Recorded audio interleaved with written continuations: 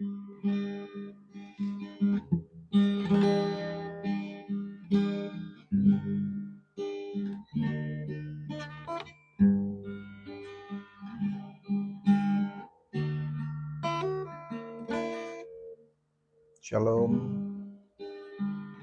Selamat malam Indonesia.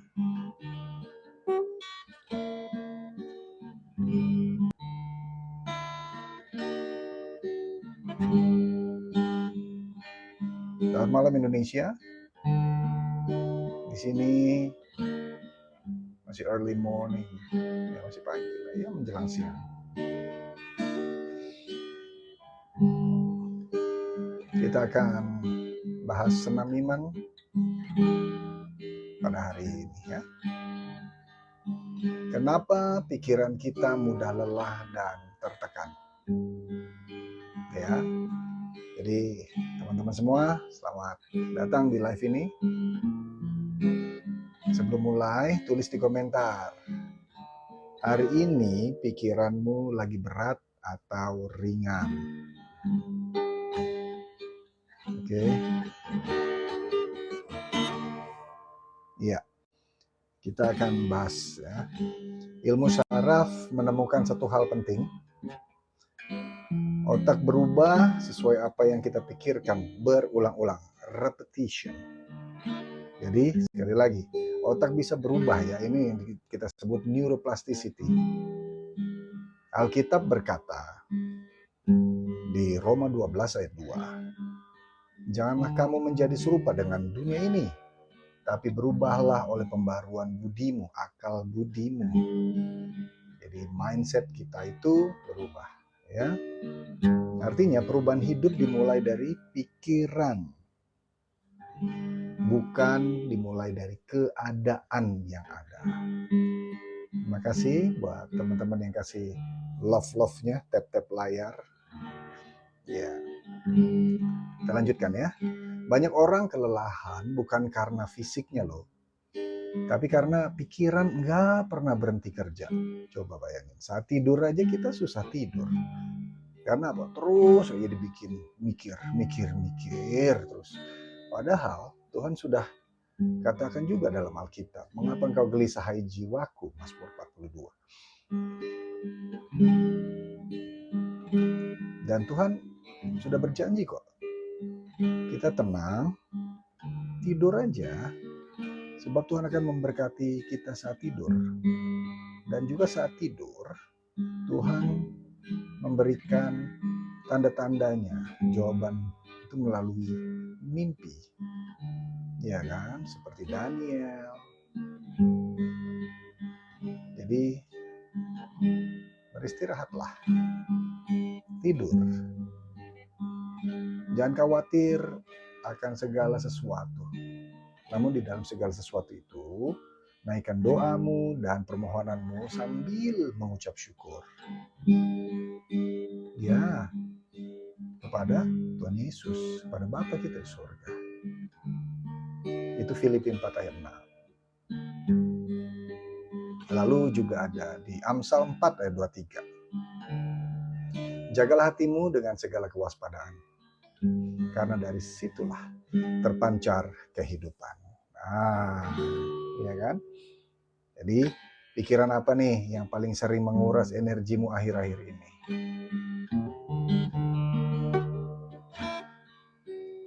Oke, kita doa buat teman-teman yang selalu pikirannya bekerja padahal lagi tidur. Ya, saat tidur Tuhan sedang memberkati kita. Lewat cara apa? Hormon melatonin yang ada di tubuh kita melalui otak itu untuk membuat kita tidur enak, lelap, deep sleep. Terus saat tidur tubuh kita mendetoks ya, organ-organ tubuh kita itu mendetoksifikasi, jadi untuk tidur pulas. Lalu saat tidur juga sumsum tulang belakang memproduksi sel-sel darah merah, darah putih, hemoglobin. Penting kan tidur 7 jam lah minimal satu hari. Namun sebelum tidur kita ada saat teduh. Nah, saya mau berdoa buat teman-teman yang pikirannya lagi banyak banget saat ini yang menguras energi Anda dalam beberapa hari terakhir ini. Kita doa ya. Tuhan Yesus, Engkau tahu isi pikiran setiap penonton live ini. Kami datang dengan pikiran yang lelah, penuh beban, dan kebisingan batin. Kami mohon Tuhan, jamah pikiran kami. Berkuasalah atas pikiran kami. Tenangkan yang gelisah, ringankan yang berat, dan perbaharui pikiran kami malam hari ini. Dalam nama Tuhan Yesus, kami berdoa dan mengucap syukur. Amin.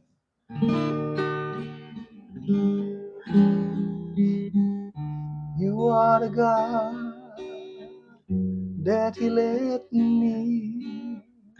You are the Lord, my healer.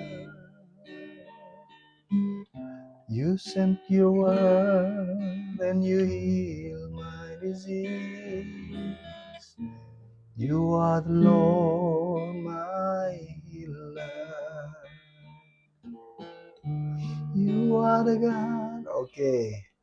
Amin. Iya. Doain teman. Oke.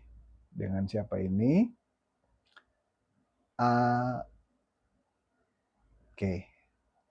Doain teman biar biar selalu pergi ke gereja. Oke, Syaban. Terima kasih ya sudah join di sini. Terima kasih juga sudah begitu perhatian kepada temannya untuk bisa pergi ke gereja ya. Malas ke gereja. Oke. Memang ada hal-hal yang tidak bisa kita kontrol, kita serahkan kepada Tuhan. Kita bawa dalam doa ya. Dan Syaban juga ikut bersepakat ya dalam doa kita ini. Supaya ya jelas di dalam nama Tuhan Yesus 2 orang 3 orang bersepakat maka Tuhan hadir dan mengabulkan doa kita. Ya, biarlah Roh Kudus yang menjamah hatinya. Oke? Mari kita doa. Bapa dalam nama Yesus kami berdoa untuk rekan dari Pak Syaban. Biar kiranya Tuhan berkati kerinduan dari Pak Syaban agar temannya bisa kembali ke gereja. Tuhan tahu apa yang sedang terjadi di temannya dari Pak Syaban sehingga tidak mau datang ke gereja.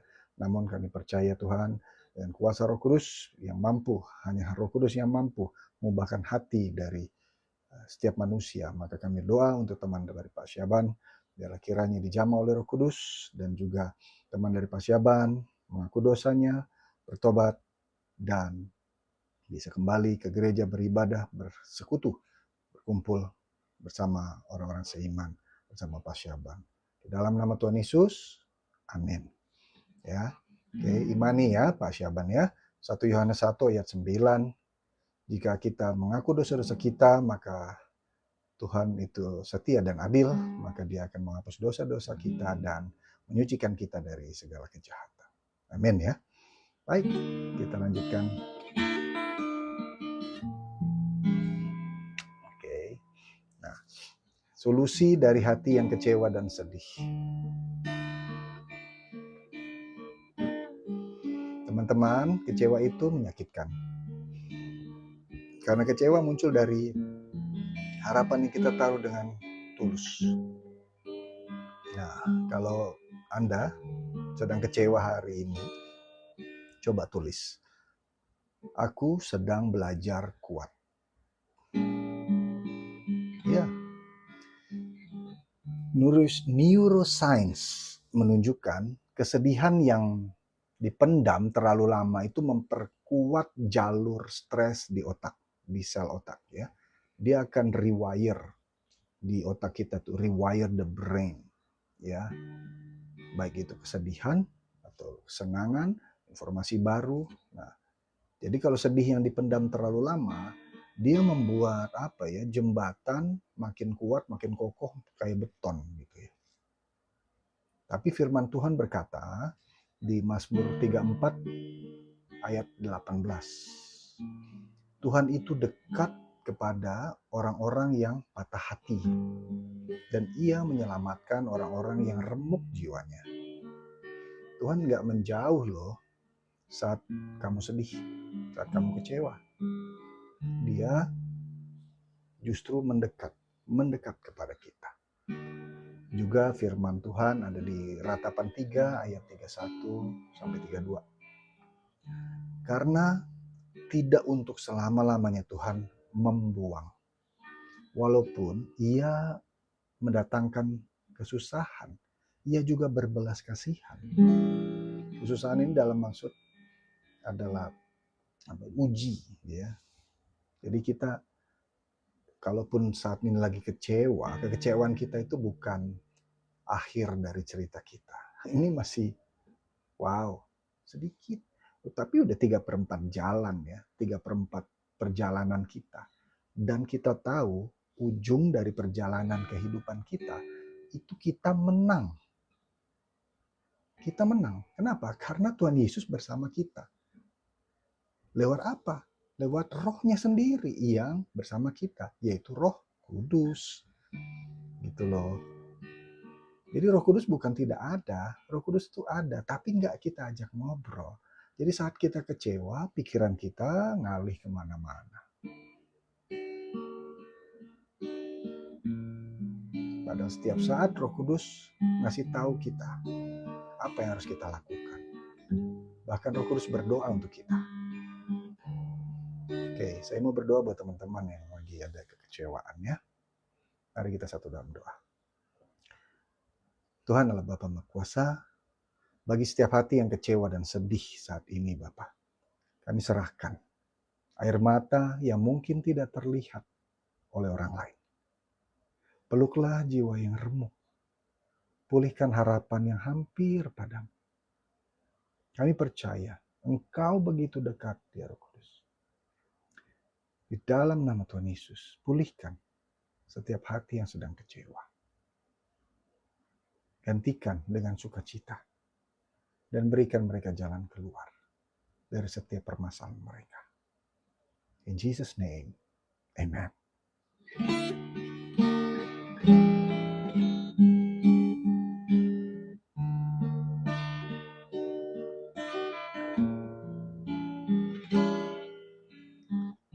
Marah, luka batin, dan dendam. Apa yang terjadi di otak dan jiwa kita? Marah itu manusiawi. Tapi memelihara marah itu melelahkan. Pernah nggak marahnya sudah lama tapi masih terasa sampai sekarang? Ilmu otak ya, brain ya. Dendam menjaga amigdala di otak itu tetap on, tetap aktif. Tubuh terus hidup dalam mode ancaman gitu ya. Tetapi kabar baiknya firman Tuhan berkata di Efesus 4 ayat 26 sampai 27. Apabila kamu menjadi marah, janganlah kamu berbuat dosa. Janganlah matahari terbenam sebelum padam amarahmu. Juga ada di Roma 12 ayat 19. Pembalasan itu adalah hakku, firman Tuhan. Jadi mengampuni bukan membenarkan kesalahan orang lain, tapi membebaskan jiwamu sendiri. Ayo, lepaskan pengampunan pada siapapun yang berbuat jahat kepadamu, berkata-kata jahat kepadamu. Ya, sebab kita punya Roh Kudus. Siapa yang percaya pada Tuhan Yesus adalah Tuhan dan Juru Selamatnya, maka Tuhan memberikan rohnya sendiri kepada kita yang namanya Holy Spirit atau Roh Kudus. Jadi daripada kita tahan, dendam, bahkan ingin membalas ya sakit hati kita karena begitu acitnai, dendam. Maka tadi Roma 12 ayat 19 mengatakan pembalasan itu milik Tuhan. Tugas kita adalah mengampuni, melepaskan pengampunan siapapun. Puji Tuhan saya mengalami begitu banyak kejadian.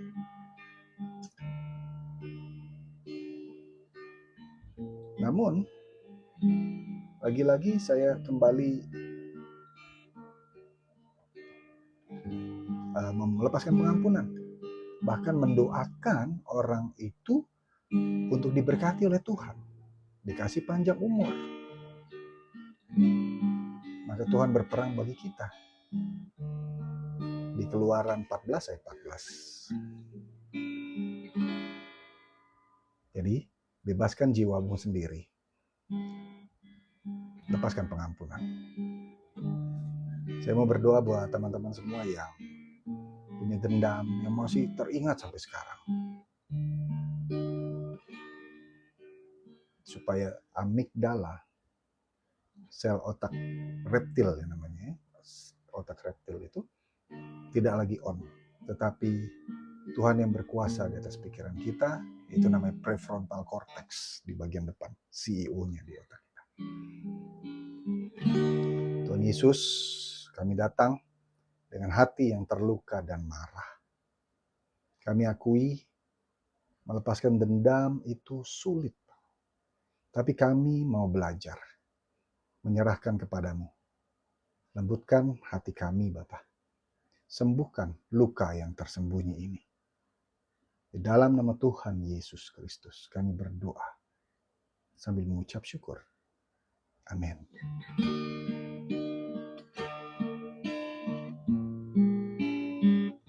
Ya. Marah itu manusiawi.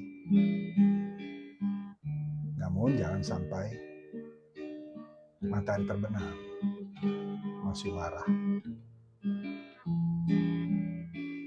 Sebab di otak kita memang ada yang namanya amigdala, bagian otak ya, agak di belakang, dan prefrontal cortex yang di depan.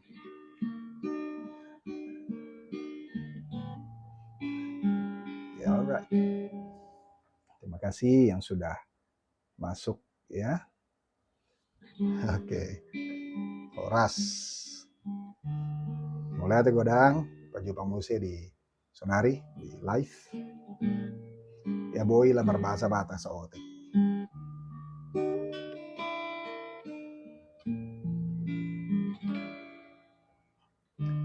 Ubereng bohinlah mertangiangau mangidopang ngurupion diau sai tiop tanganku sai togumau ai horo Tuhan pargogo diau.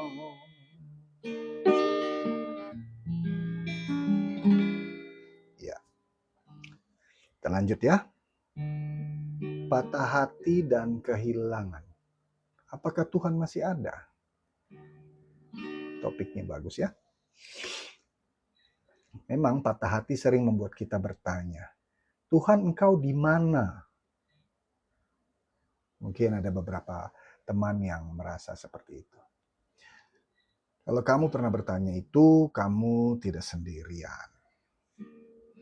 Alkitab berkata, Mazmur 147 ayat 3. Ia menyembuhkan orang-orang yang patah hatinya dan membalut luka-luka mereka. Perhatikan, Tuhan tidak menghakimi luka. Ya, tidak menghakimi luka kita. Tapi Dia membalutnya. Iya kan? Juga di Yesaya 43 ayat 2. Apabila engkau menyeberang melalui air, aku akan menyertai engkau. Coba. Itu janji Tuhan. Ya kan? Yesaya 43 ayat 2. Kalau lengkapnya ada di 43, ya Yesaya 43 ayat 1 sampai 2. Artinya apa? Tuhan tidak selalu menghindarkan kita dari badai, tapi menyertai kita di dalamnya. Seperti lagu,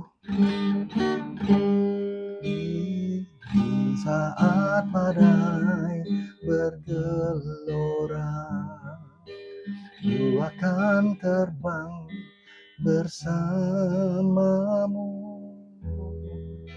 Bapa kau Raja atas semesta, ku tenang sebab kau Allahku. Haleluya. Sekarang saya mau berdoa bagi semua yang sedang patah hatinya. Mari kita satu dalam doa.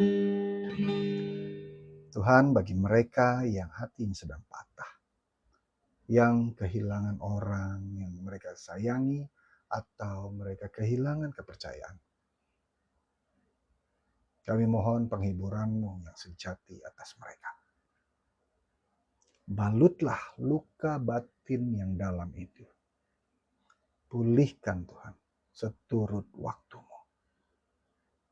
Di dalam nama Tuhan Yesus.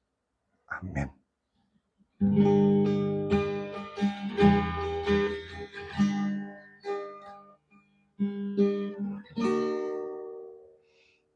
Nah,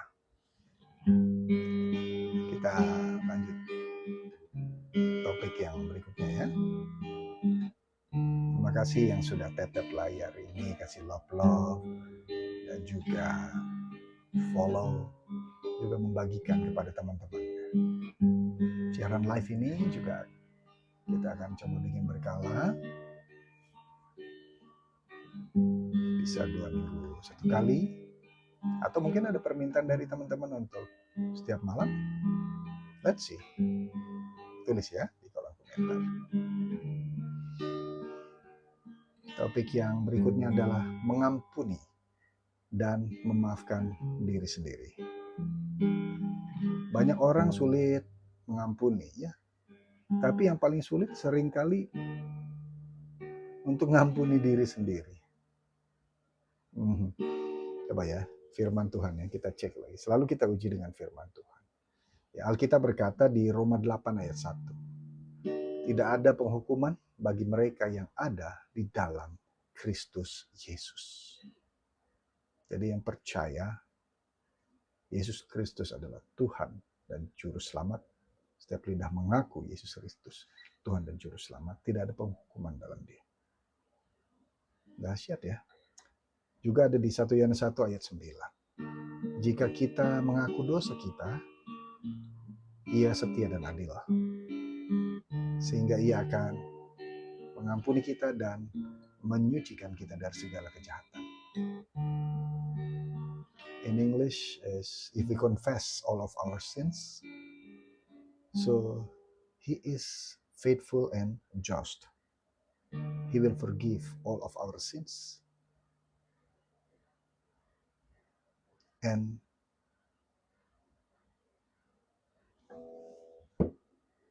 purify us from the unrighteousness.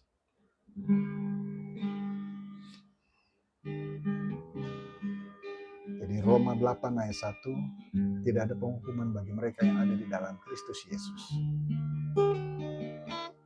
Juga 1 Yohanes 1 ayat 9, jika kita mengaku dosa kita, Ia adalah setia dan adil, sehingga Ia akan mengampuni kita, dosa-dosa kita, dan menyucikan kita dari segala kejahatan. Kalau Tuhan sudah mengampuni, mengapa kita terus menghukum diri sendiri? Ayo, lepaskan pengampunan. Dia terkhusus kepada diri kita sendiri. Saya akan berdoa buat teman-teman yang masih belum bisa mengampuni, baik diri sendiri atau orang lain. Tuhan Yesus, ajari kami untuk menerima pengampunan-Mu. Lepaskan rasa bersalah yang membelenggu. Pulihkan identitas kami sebagai anak-anak-Mu. Kami diciptakan serupa segambar seperti-Mu, Bapa. Kami anak-anak-Mu. Dalam nama Tuhan Yesus kami berdoa. Amin.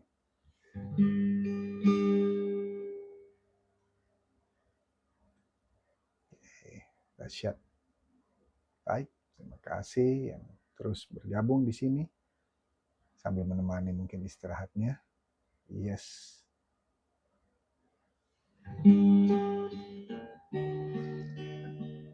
Dan saya tema berikutnya dan yang terakhir untuk malam hari ini. Damai, harapan, dan penyerahan total. Life terakhir ini bukan tentang menjadi sempurna, tapi tentang menjadi tenang di hadapan Tuhan. Ya, tenang. Firman Tuhan ada di Filipi 4 ayat 6-7. Janganlah hendaknya kamu khawatir tentang apapun juga. Damai sejahtera Allah akan memelihara hatimu dan pikiranmu. Atau version yang terjemahan baru, Filipi 4 ayat 6-7. Janganlah engkau khawatir akan segala apapun juga. Namun dalam segala hal, naikkan ucapan doa syukurmu dan permohonanmu sambil mengucap syukur kepada Allah Bapa.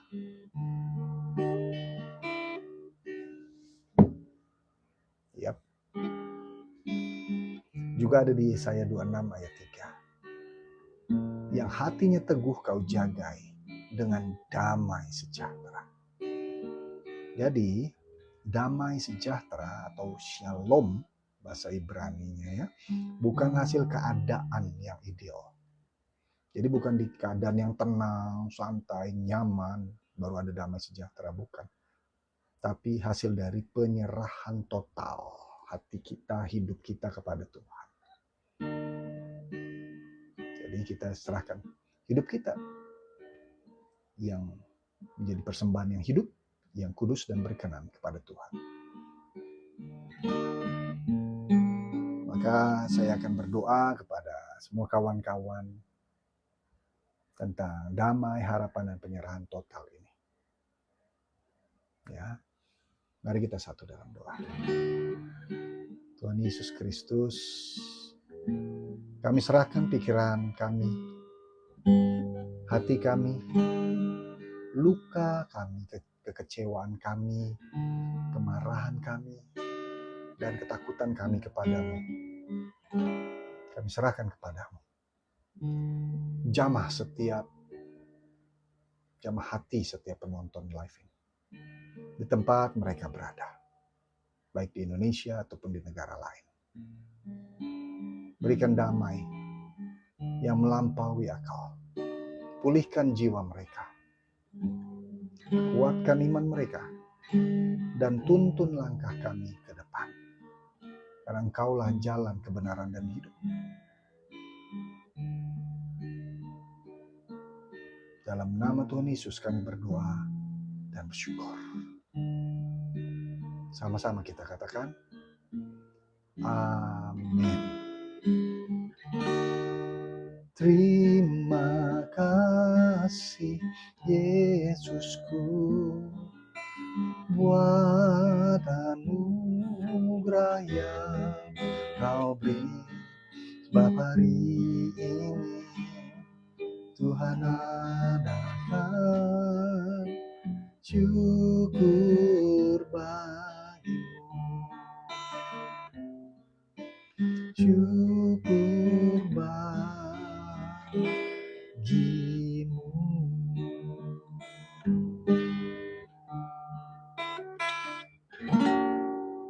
Terima kasih yang sudah nonton. Selamat istirahat. Jangan lupa untuk berdoa sebelum tidur. Dan naikkan syukurmu kepada Allah Bapa di surga. Sebab kita adalah anak-anaknya. Anak cucu orang benar tidak pernah meminta-minta roti. Dan anak cucu orang benar perkasa di muka bumi. Dan setiap permintaan lidah bibir orang benar Tuhan tidak pernah lalui. Dia memberikan yang kita pinta. Saat kita cari, kita dapatkan. Kita ketuk pintu, pintu dibukakan buat kita. Matius 7 ayat 7. Juga kelimpahan dari seberang laut beralih kepada kita. Dan kekayaan bangsa-bangsa datang kepada kita. Yesaya 60 ayat 5b. Saya Steffi Lengkong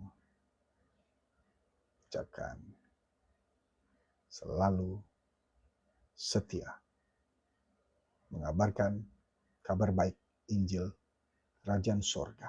Yesus Kristus adalah Tuhan dan Juru Selamat sampai ke ujung-ujung bumi. Therefore go and make disciples of all nations, and baptizing them in the name of the Father, and the Son, and the Holy Spirit, and teach them how to obey I have commanded you. Matthew 28:19-20. Oke, selamat istirahat. Tuhan Yesus memberkati. Shalom.